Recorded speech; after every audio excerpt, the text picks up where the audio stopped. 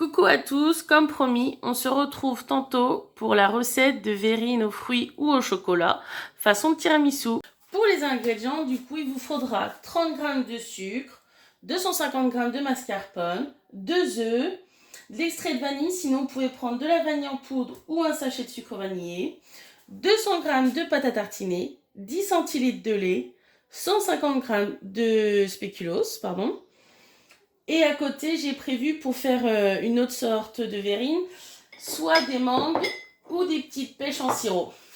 Allez, c'est parti! Alors, vous commencez par séparer les jaunes des blancs.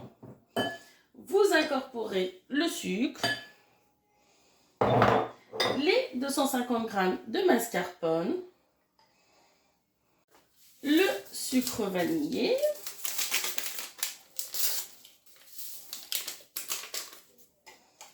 et voilà, moi je rajoute toujours un petit peu de vanille en poudre, histoire de donner un peu plus de goût. Et vous mélangez jusqu'à avoir un mélange assez homogène, assez lisse. Une fois que c'est bien mélangé, vous mettez de côté et vous montez vos blancs en neige. Je rajoute toujours moi une petite pincée de sel. Et on monte. Une fois que vos blancs sont bien montés, ouh, ça tient. Vous les incorporez délicatement à votre mélange. Youp. Voilà. Petit à petit. Vous mettez pas tout d'un coup. Hein. Voilà. Et doucement. Alors, une fois que vous avez bien mélangé, voilà, vous obtenez une belle mousse. Que pareil. Voilà, vous la mettez de côté. Et là, on va juste faire fondre légèrement la pâte à tartiner avec le lait au micro-ondes.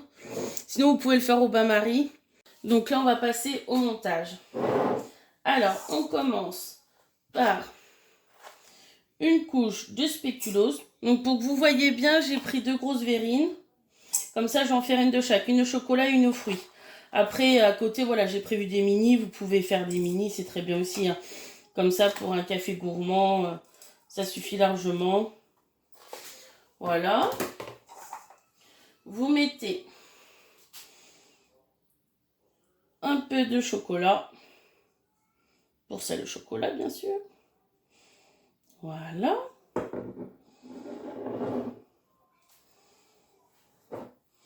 Pour l'autre, vous mettez un peu.